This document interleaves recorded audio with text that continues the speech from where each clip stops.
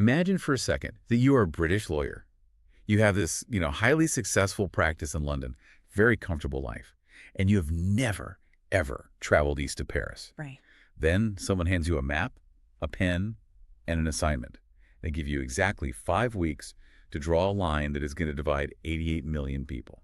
I mean, it sounds like the premise of some kind of alternate history novel, right? You Yeah. picture someone just looking at a map of a place they've literally never seen and casually deciding the fate of entire cities. But that is the actual historical reality of how the borders of modern South Asia were drawn.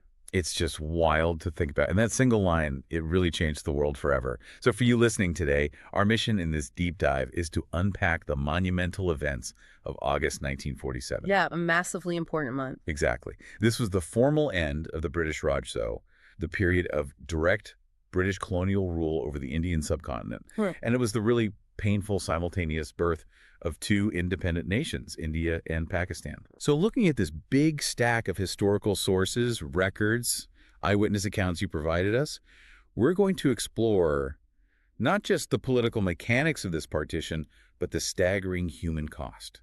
We really want to understand this wildly rushed timeline, the mass migrations and the immediate aftermath that honestly still dictates the geopolitics of the region today. Yeah, and I think understanding this period is just so crucial because the scars of those 5 weeks, they're still highly visible today. I mean, the border disputes, the institutional challenges, the generational trauma, all of it traces back to that summer of 1947. So to make sense of how the subcontinent was divided, I feel like we first need to figure out the timing. Like, why did this happen at such a breakneck speed? Well, the pressure had been building for decades, really. Yeah, going through these sources, it's clear the political temperature was rising.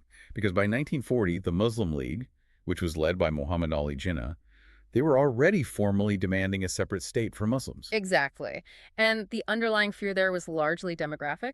Right, the anxiety of becoming this permanently marginalized minority in what would be newly independent Hindu-majority India. Yeah, that demographic anxiety was really the engine of the whole movement. Yeah. Because the British had spent decades running censuses and, creating these separate electorates that categorized people primarily by their religion. Which just hardened those identities over time. Right, it steadily hardened communal identities. So by the 1940s, the political temperature is just at a total boiling point. But the true point of no return, the moment the concept of a unified, independent India just shattered completely, that happened in August 1946. Okay, the sources repeatedly point to this event called Direct Action Day as the catalyst. What actually happened on the ground over those 72 hours? It was incredibly grim. So the Muslim League called for a day of protest in Calcutta to press their demand for the creation of Pakistan, but it quickly spiraled into this horrific, just unprecedented communal violence. Just total chaos in the streets. Total chaos. Within just 3 days, more than 5,000 people were killed in the streets of Calcutta. God, 5,000 people in 3 days. Yeah, and at least 20,000 were seriously injured. Over 100,000 residents were left completely homeless. I mean, the sheer brutality of these riots shocked the entire subcontinent. Jinnah himself actually observed at the time, he said, if not a divided India, then a destroyed India. Wow. So how did the leadership in the Indian National Congress react to that level of bloodshed? Because up until this point, leaders like Jawaharlal Nehru and Mahatma Gandhi, they had been fiercely advocating for a united India. They had been, yeah. But the violence forced this really devastating realization upon the Congress leadership. You see, Sardar Vallabhbhai Patel, who is one of the key architects of modern India, he observed that if they didn't accept partition, the country would just be torn into fragments and completely ruined. Like they were staring into the abyss of a full-scale civil war. Exactly, a continent-wide civil war. So they concluded that accepting a severed nation was literally the only viable alternative to total annihilation. Which brings us to the British reaction, Yeah. which I honestly find incredibly perplexing. Because originally, the British viceroy, the guy ruling the subcontinent for the crown, was Lord Wavell. And he had developed something called the Breakdown Plan. Right, Wavell's breakdown plan. And from what I understand from the sources, this was a strategy for a phased, methodical withdrawal stretching all the way into the middle of 1948. Which made sense, yeah. Right. It was designed to give them time to untangle the infrastructure of this massive empire. But then Lord Mountbatten takes over as the final viceroy, looks at this powder keg, and just completely scraps that timeline. He accelerates the exit to August 1947. He really did. Wait, why on earth did Mountbatten scrap the 1948 timeline? Like, what was he seeing that made him think a 5-week rush job was a good idea? Well, Mountbatten saw an administrative apparatus that was just rapidly collapsing around him. He basically feared that if the British stayed until 1948, they would be caught in the crossfire of a civil war, and they wouldn't have the military strength to control it. Because they were just coming out of World War II. Yeah, exactly. British troops were exhausted from the war, their funds were totally depleted, and local police forces in India were already fracturing along religious lines. So they were losing control fast. Yeah. Mountbatten just wanted to cut British losses and extract the crown before the whole situation imploded. He basically believed that forcing an immediate handover of power would shock the Indian and Pakistani leaders into taking responsibility for the crisis themselves. It feels like looking at a pressure cooker where the temperature is rising dangerously high, right? And the logical approach is to slowly release the steam over time, which was Wavell's 1948 plan. Yeah. But Mountbatten basically just pops the lid right off and hopes for the best. That is a perfect analogy. And by popping the lid off, he deprived two nascent governments of the most critical resource they possibly could have needed, which is time. Right. Accelerating the timeline by nearly a year meant they had to, untangle a massive military, divide complex financial assets, set up entirely new capitals all in a matter of weeks. The British effectively guaranteed that this transition would be widely uncoordinated.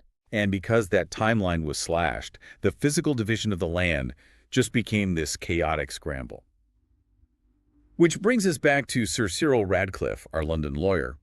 He arrives in India on July 8, 1947, to chair the boundary commissions for both the Punjab and Bengal provinces. Yeah, and Mountbatten chose Radcliffe specifically because he knew absolutely nothing about India. Which is insane. It is. But the rationale was that a complete lack of geographical knowledge and personal ties would make him, perfectly impartial. I mean, impartial maybe, but operating almost entirely in the dark. The sources paint a really grim picture of his working conditions. He was relying on outdated maps and incorrect census data. Not to mention the physical toll. Right, he was confined to this sweltering house in Delhi, guarded heavily by police and suffering from a severe bout of dysentery the entire time. And he was trying to solve what was essentially a mathematically impossible puzzle. Oh, absolutely impossible. Because the provinces of Punjab and Bengal didn't have clean demographic lines. They had marginal Muslim majorities, around 54 to 55%, with deeply, deeply integrated populations. Drawing this border wasn't like cutting a cake, It was like trying to cut a scrambled egg in half. Wow, scrambled egg. Yeah, because these communities had lived side by side for centuries. The economies, the agriculture, the daily lives of millions of people were thoroughly mixed together. But let me push back on the criticism Radcliffe receives in some historical circles here.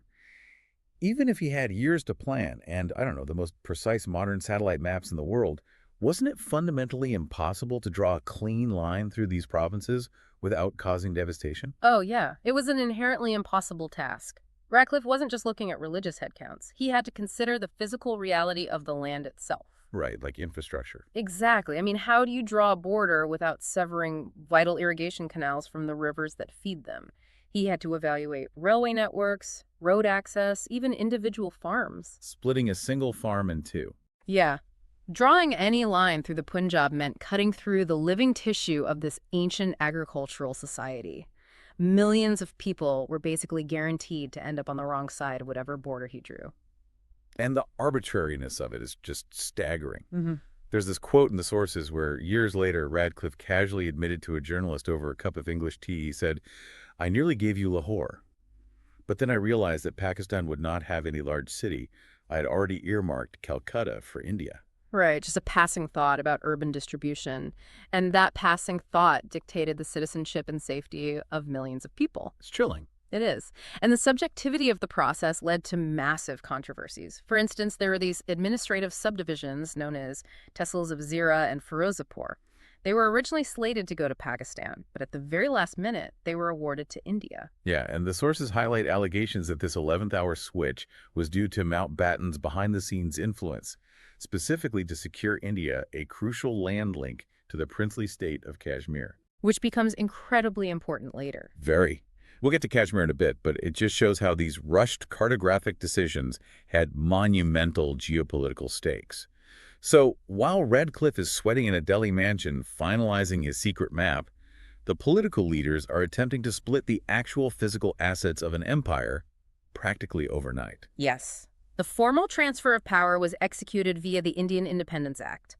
Pakistan was officially born on August 14th, 1947, and India on August 15th. A day apart. Right. And Lord Mountbatten stayed on as India's Governor-General to oversee their transition, while Jinnah took on that role for Pakistan. We really need to focus on what this transfer of power actually looked like on the ground, especially regarding the economic and institutional split. Yeah. Because the extreme asymmetry here is mind-boggling. It was incredibly unbalanced.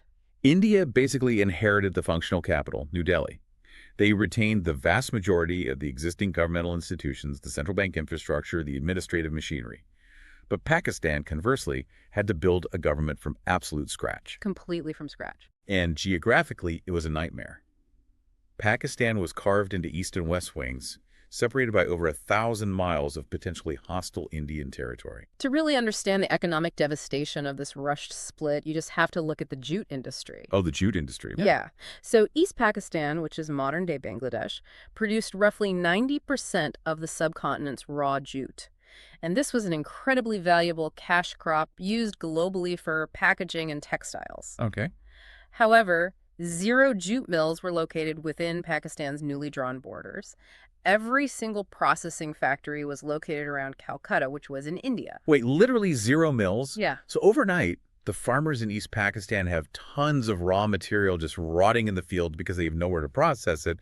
And the factories in India are sitting idle because their supply chain was just severed by an invisible line. Precisely. The border instantly destroyed this integrated, deeply codependent economy. Pakistan inherited an economy almost entirely stripped of its industrial processing power. That is brutal. And the friction over shared resources began immediately. The Partition Council had awarded Pakistan 750 crore rupees as their rightful share of the imperial treasury. And just for context for you listening, a crore is 10 million. So we are talking about massive, massive nation-building sums of state funds here. Colossal sums. But as political tensions rapidly deteriorated over the autumn of 1947, India actually froze the final 55 crore rupees. Why did they freeze it? They feared Pakistan would use the money to fund military operations against them. It actually took Mahatma Gandhi intervening. He went on this high-profile fast unto death to morally pressure the Indian government into finally releasing those funds to Pakistan. Wow. And that lack of trust extended to the very forces that were meant to keep the peace. I mean, how do you even divide a military where soldiers of different faiths have served side by side in the same regiments for generations? It's nearly impossible. The sources reveal a deeply absurd detail about this military divorce. The British Supreme Commander, Claude Auchinleck, he issued secret stand-down orders to British officers who had been retained to command the newly divided Indian and Pakistani armies. Right. The stand-down orders. Yeah. The order dictated that if a war broke out between India and Pakistan, all British officers in both armies were to immediately stand down. They were essentially instructed to sabotage any operational plans to avoid fighting each other. That is just wild. It really shows that the ultimate priority for the British military establishment was the safety of their own officers, not the security or stability of the newly formed nations they were leaving behind. Seriously, if your economy is severed, your administrative offices literally lack desks and paper, and your military commanders are under secret orders to stand down in a crisis, institutional collapse isn't just a risk. Right. It's a certainty. It was inevitable. And this systemic failure directly fueled the apocalyptic terror experienced by everyday people on the ground. This is where we really need to shift our focus to the human cost of August 1947. Because the numbers in these sources are almost too large to comprehend. They're staggering. We are looking at up to 14 million people displaced from their homes, and the death toll is estimated at around 1 million people. It remains the largest and most rapid mass migration in human history, and it's vital to emphasize here, as our sources impartially document, that this violence was reciprocal. Right. It was perpetrated by all sides, and no community, Hindu, Muslim, or Sikh, was spared from the brutality, nor were they innocent of participating in it. The reports in the Punjab region are particularly harrowing. The sources detail organized Sikh resistance and massacres in East Punjab, where they were attempting to violently clear out Muslim populations. And simultaneously, in West Punjab, there was brutal systematic retaliation against Hindus and Sikhs. And leading up to this, The Bihar butchery saw thousands of Muslims killed. The violence just fed on itself in this continuous chain reaction of terror. It was a cycle. So if you were a family suddenly finding yourself on the wrong side of Radcliffe's line, what were your options? Well, honestly, your options were to run or to die. People fled by any means necessary. Some formed these massive, miles-long foot caravans called kafilas, literally walking for weeks with whatever they could carry. Just walking across the new border. Yeah. Others piled into bullock carts. But the most infamous and really tragic method of escape was by train. The trains of death? Eyewitness accounts of the sources described trains pulling into stations in Lahore or Amritsar, entirely silent, with blood just seeping through the floorboard. Just horrifying. They had been ambushed and systematically slaughtered along the journey. And for those who actually survived the crossing, the reality of the refugee camps was abysmal. Yeah, the conditions were completely inadequate. Take the Purana Kila refugee camp in Delhi. Thousands of Muslim refugees were herded into an ancient stone fort. There was no shelter from the monsoon rains, no doctors, absolutely no sanitation. Diseases like cholera and dysentery just ran rampant. It was a humanitarian disaster. It was an apocalyptic scene playing out in the capital city. And with the British still technically overseeing this transition period, why was the boundary force, like the specific military unit created to keep the peace during partition, why were they so entirely ineffective at stopping the slaughter? I think this really highlights the limits of military intervention when a society fractures from the inside out. Right. Well, the boundary force failed because the fundamental mechanism of military discipline just broke down completely. Yeah. An army relies on shared purpose, right? Blind obedience to the chain of command. Right. But when local police and soldiers saw their own neighborhoods burning or they heard rumors of their own religious communities being massacred across the border, they abandoned their posts. They became communally fractured themselves. Wow. The sources actually explicitly note that in several instances, state troops actively participated in the violence rather than stopping it. The military units in princely states like Patiala and Kapurthala reportedly joined the civilian mobs. Exactly. So a relatively small boundary force, no matter how well-intentioned its top commanders might have been, was just completely powerless against millions of panicked, angry citizens and local security forces that had essentially turned rogue. The state apparatus meant to protect citizens became the primary threat. Yeah. So Radcliffe's line triggered immediate chaos on the plains. But because the British left so abruptly, they also left behind hundreds of semi-independent kingdoms who suddenly had to pick a side. Right. The princely states. At the time of independence, there were over 560 princely states scattered across the subcontinent. Yeah, and these were semi-autonomous regions ruled by local monarchs who had existing treaties with the British Crown. But under the Independence Act, those treaties lapsed. So the rulers theoretically had the choice to join either India or Pakistan. And most of these monarchs read the geographical and demographic writing on the wall, and they integrated smoothly into whichever nation they bordered. But 3 states became massive flashpoints because their rulers tried to resist the inevitable. That was Junagadh, Hyderabad, and most critically, Kashmir. Kashmir, yes. And the conflict over Kashmir has truly defined the modern history of South Asia. It really has. The demographic situation in Kashmir was essentially the exact inverse of the logic used to divide the rest of British India. So? Well, it was a massive, strategically vital state with a heavy Muslim majority, over 77% of the population. However, it was ruled by a Hindu monarch, Maharaja Hari Singh. Okay, so a Muslim majority with a Hindu ruler. And according to the historical records, Hari Singh initially tried to play for time, right? Yeah. He was hoping to keep Kashmir entirely independent. That was his goal, yeah. But then he began violently suppressing an uprising by his Muslim subjects in the Poonch region. And this local suppression triggered a massive invasion by armed tribal fighters crossing over from Pakistan to support the uprising. So panicked by the rapid advance of these tribal militias toward his capital, the Maharaja turned to India for military assistance. And he quickly signed an instrument of accession to India on October 26, 1947. And this rushed accession immediately sparked the First Indo-Pakistani War. And if we look at the mechanics of how that war was actually fought, we have to look right back at Cyril Radcliffe's hurried map. Oh, right, because Radcliffe's line awarded the Muslim-majority tehsils of Gurdaspur and Batala to India. Exactly. By awarding the Gurdaspur subdivision to India, Radcliffe essentially handed them the keys to Kashmir. Wow. It provided the only viable, all-weather road access that the Indian military could use to swiftly move troops and heavy equipment into the Kashmir Valley. So without that road, Without that specific cartographic decision made just weeks earlier by a guy in a sweltering Delhi house, India's ability to intervene militarily and defend the Maharaja would have been severely compromised. that is incredible. It perfectly illustrates how a line drawn in haste over just a few weeks locked two newly independent nations into a conflict that has endured for nearly 8 decades. The ripple effects are just staggering.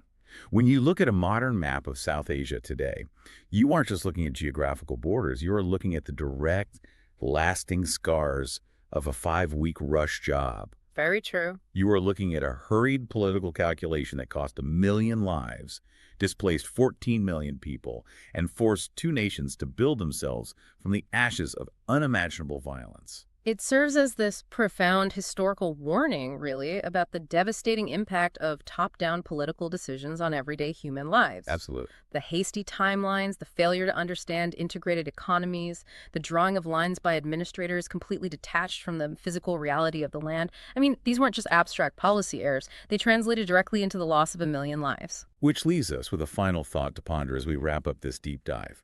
We talked earlier about Lord Wavell's breakdown plan.